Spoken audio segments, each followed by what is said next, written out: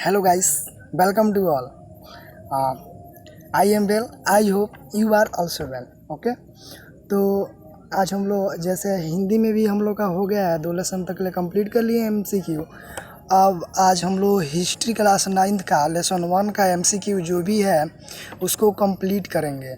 तो टोटल इसमें MCQ lesson 1 का हमने मोस्ट इम्पोर्टेंट चुनकर बनाया है आपके लिए, वो 32 है। ठीक है, चलिए तो स्टार्ट करते हैं अपने फर्स्ट क्वेश्चन से। ठीक है, who said the task of representing the people has been given to the race. ठीक है, तो ये कहने का मतलब है इस क्वेश्चन का, किसने कहा था प्रतिनिधित्व करने का कार्य जो रिच को प्रतिनिधित्व करने का कार्य रिच को दिया गया है, किसने कहा था।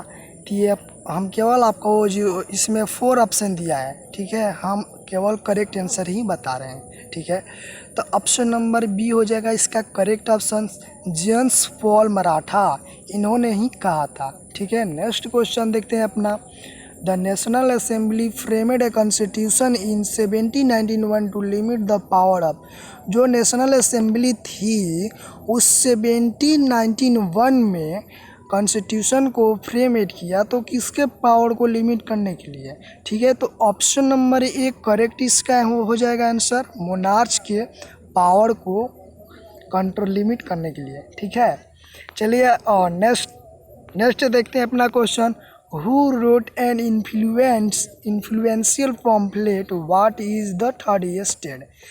कौन थे जो कि प्रभावशाली पुस्तिका, ठीक है, प्रभावशाली पुस्तिका लिखे थे, क्या है ये स्टेट। ठीक है, तो इसका करेक्ट आंसर हो जाएगा अबेसिया, बी नंबर इसका करेक्ट आंसर हो जाएगा। ठीक है, उन्होंने ही लिखा था। देखिए इसका ऑप्शन दिया है, बी नंबर करेक्ट आंसर है।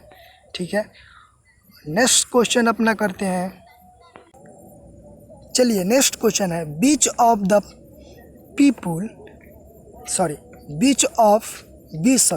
which group of people did not join the Jacobins Club। ठीक है, तो पहले ये क्वेश्चन करने से पहले थोड़ा सा हम लोग चैप्टर में चलते हैं। ठीक है, जोकोबिन्स क्लब था वो किन के नाम पे पड़ा था, आप लोगों को पता है? पता है तो आप कमेंट में बताइए, इसका रिप्लाई दीजिए। ठीक है, तो ये जो जोकोबिन्स क्लब था वो सेंट जोकब थे, उन्हीं के नाम पे ये पड़ा। और इसके लीडर कौन थे, ये भी बहुत इंपॉर्टेंट क्वेश्चन है। ठीक है, इसके लीडर कौन थे शायद हम इसमें नहीं लिखे हैं, लेकिन ये भी एक क्वेश्चन बहुत इंपॉर्टेंट है, तो इसलिए आप याद रखिएगा, मैक्सिमिलियन रोबेस्पियर। ठीक है, मैक्सिमिलियन रोबेस्पियर थे जोकोबिन्स क्लब के, क्या थे वो लीडर थे। ठीक है, और इसका करेक्ट आंसर क्या होगा, कौन थे कि जो ज्वाइन नहीं किए थे। ऑप्शन नंबर डी हो जाएगा, मैन विथ प्रॉपर्टी। ठीक है, नेक्स्ट क्वेश्चन देखते हैं। French women demanded the right. जो फ्रेंच की महिला थी वो किस चीज़ के लिए मांग कर रही थी, बता सकते हैं आप? तो देखिए, सबसे पहले तो उनको वोट देने का अधिकार नहीं था, तो स्वाभाविक है कि वो वोट देने के अधिकार को तो मांग करेंगे ही। ठीक है, चलिए देखते हैं अपना क्या क्या दिया है।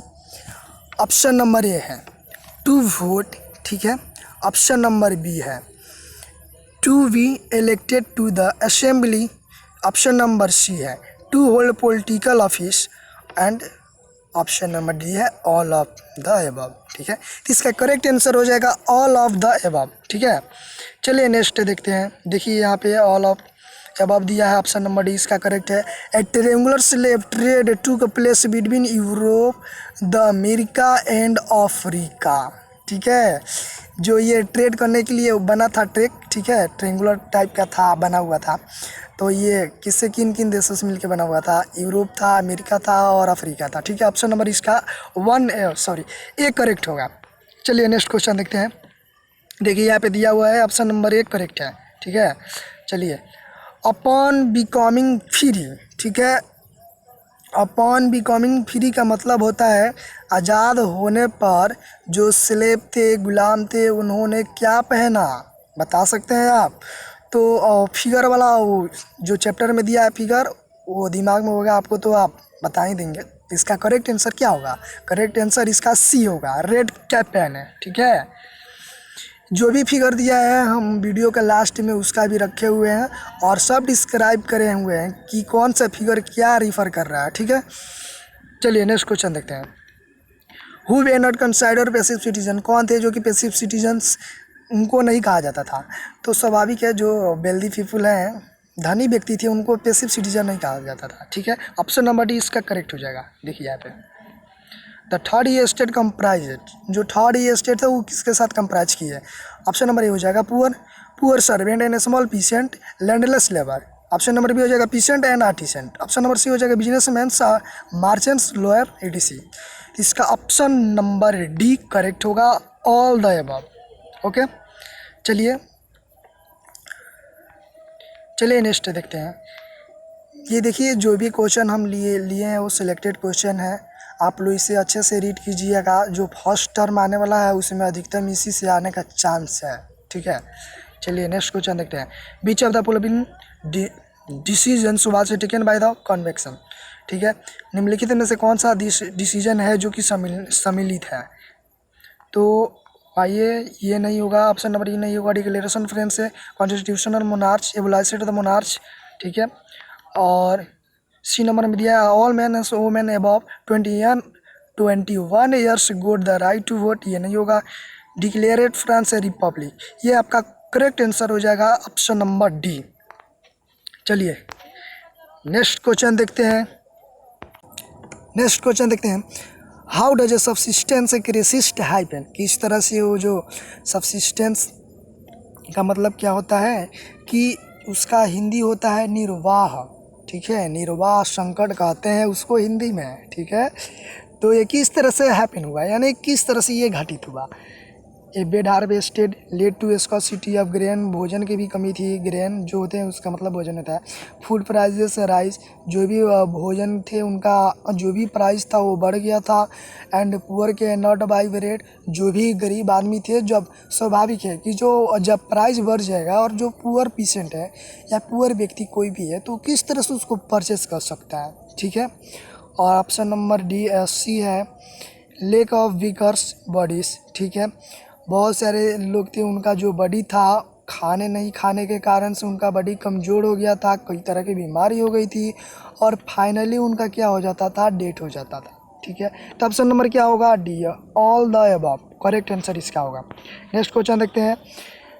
बीच of the following statements is on true about the right estate, निम्नलिखित में से कौन सा स्टेटमेंट दिया गया जो असत्य है ई स्टेट, थर्ड ई स्टेट के बारे में, ठीक है। तो इसमें से आपका हो जाएगा करेक्ट आंसर, हम बता रहे हैं कि ऑप्शन नंबर ए होगा, ठीक है। The third estate was made of the only poor, no, इसमें तो मार्चेंट भी थे, लैंडलेस भी थे, शोकीपर भी थे, तो कैसे हम कह सकते हैं, ऑप्शन नंबर ए होगा। देखिए, चलिए ये भी देखिए, गुलटाइन तो आपको पता ही होगा। एक गुलटाइन सुबाज, जो गुलटाइन था वो क्या था, देखिए ऑप्शन नंबर ए इसका करेक्ट है। हम थोड़ा सा आपको रिकॉल करा दे रहे हैं। देखिए जो गुलटाइन था वो मान लीजिए इस तरह से रस्सी से ऊपर से यानी बना हुआ था, ठीक है। और जो ये नील दिखाई दे रहा है ना आपको, इसी मतलब यहीं पे एकदम इंड पे उसको वहाँ पे ब्लेड लगा हुआ रहता था। जिसको भी साजा देनी होती थी तो क्या होता था कि उनका जो ये नेक है उसमें लगा दिया जाता था और ऊपर से इस तरह से गिरा दिया जाता था। तो ये क्या है, यहाँ से बॉडी अलग और हेड अलग हो जाता था। वो क्या हो जाते थे, फाइनली डेड कर जाते थे, बिहेड हो जाते थे, ठीक है। यहाँ से उनका गर्दन साफ अलग अलग हो जाता था। बहुत ही खतरनाक सजा था, ठीक है। ऑप्शन नंबर ये होगा इसका करेक्ट आंसर। चलिए नेक्स्ट क्वेश्चन देखते हैं। The word leverage stand for, जो वर्ड लिवरेज है उसका मतलब क्या होगा। तो जिस तरह से इंडिया में हम लोग को करेंसी, हम लोग का इंडिया का क्या है, रुपया है ना, उसी तरह फ्रांस के unit of currency in France था लिवरेज, ठीक है, समझ गए। तो इसका ऑप्शन नंबर क्या होगा, 1 करेक्ट होगा। चलिए नेक्स्ट देखते हैं। What was the subsistence crystals which occur frequently in France, ठीक है। तो ऑप्शन नंबर क्या हो जाएगा, ये हो जाएगा in extremes situation endangering the basis means of livelihood, correct answer हो जाएगा। What was estate general, ये स्टेट जनरल क्या था बताइए आप? पोस्ट ऑफ आर्मी जनरल था? नहीं, आपका करेक्ट आंसर हो जाएगा पॉलिटिकल बॉडी। ठीक है, वो पॉलिटिकल बॉडी था। नेक्स्ट क्वेश्चन देखते हैं अपना। The term world regime is usually use to describe. जो टर्म आया है वर्ल्ड रेजमाइन, उसका मतलब क्या हुआ? ठीक है, तो ऑप्शन नंबर इसका हो जाएगा सी। ठीक है, society and institution of France before 1789 AD. AD मतलब क्या होता है बता सकते हैं आप? एडी मतलब होता है एनो डोमिनी। ठीक है, और बीसी मतलब होता है before Christ. Okay, next question. Which of this book was written by John Locke's. John Locke के द्वारा कौन सा जो बुक है कि लिखा गया है? ठीक है, तो ऑप्शन नंबर बी हो जाएगा to treated on government. Okay, next question देखते हैं। In the meeting of the state general the member of third state demanded date. किस चीज़ को मांग कर रहे थे? जो थर्ड स्टेट थे वो किस चीज़ का मांग कर रहे थे? तो ऑप्शन नंबर ये हो जाएगा correct. All the three state should have one vote all together. ठीक है, वो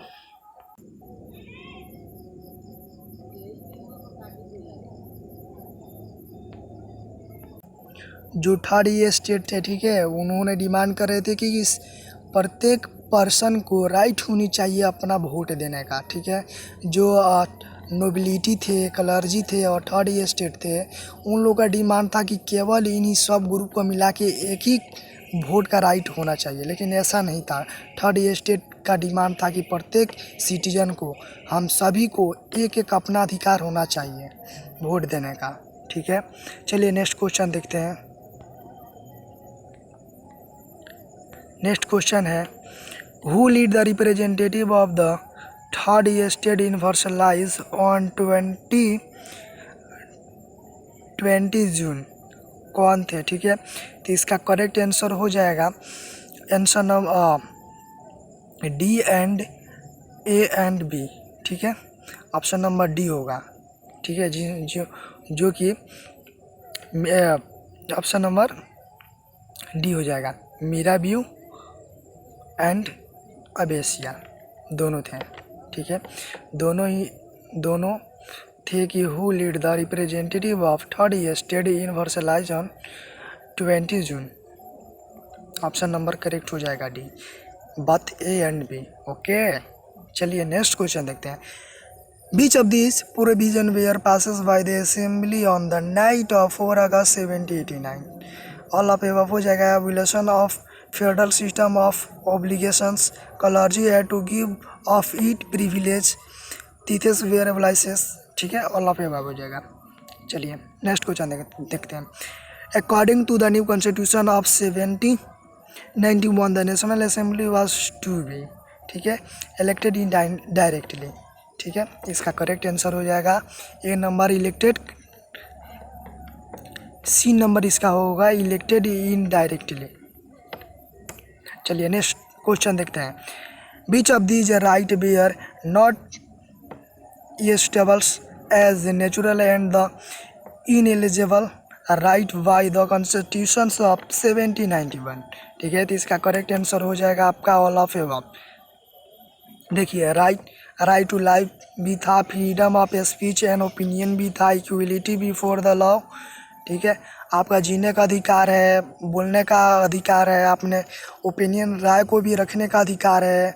कानून जो है उसके सामने सब कोई समान है, कोई भी कानून के आगे कोई भी जो है इनइक्वल नहीं हो सकता है, इक्वलिटी होना चाहिए। चलिए नेक्स्ट क्वेश्चन देखते हैं। अब ये जो क्वेश्चन हम लिए हैं वो फिगर वाला है। इस जो फिगर है वो क्या दर्शाता है, क्या बताता है, इसके बारे में हम सबको डिस्क्राइब किए हैं। चलिए, फर्स्ट में है द ब्रोकन चैन। इससे आप क्या समझते हैं? It stand for the act of becoming free. ठीक है, सेकेंड है the bundle of rod of faces, stand for unity, इकाई को एक साथ रहने का ये दर्शाता है। ठीक है, और थर्ड नंबर है the eye with a triangular radiating light. इसका मतलब है the eye stand for knowledge and the ray of the sun will drive way the clouds of ignorance. Question number 4 है sculpture stand for the royal power. Power इसका मतलब होता है। 5 number है snake biting tail to form a ring stand for eternity है। उसके बाद है 6 number the red faith against caps, ये क्या बताता है? Stand for freedoms. उसके बाद 7th नंबर है blue white red stand for national colour of France. ठीक है, उसमें जो थे उस रेनबो ऑफ नेशन भी कहा जाता है फ्रांस को। ये आप क्वेश्चन अच्छे से याद कर लीजिएगा, इसको हम नहीं लिखे इसमें। ठीक है, क्वेश्चन नंबर 8 देखते हैं। The winged woman stand for personification of the law. 9th number है the law tablet conveying that the law is the same for all and all are equal before it. कानून के आगे सब कोई equal होना चाहिए। ठीक है, ये यहाँ पे होता है लेसन 1 समाप्त। नेक्स्ट वीडियो में लेसन 2 हम लोग करेंगे। ठीक है, okay, bye and take care. आपको कोई भी डाउट हो तो आप कमेंट बॉक्स में पूछ सकते हैं। ठीक है, फील फ्री, आप उसमें कोई टेंशन नहीं लेना है। जो भी समझ में नहीं आ रहा है तो आप कमेंट में हमसे आराम से पूछ सकते हैं। Okay, bye and take care.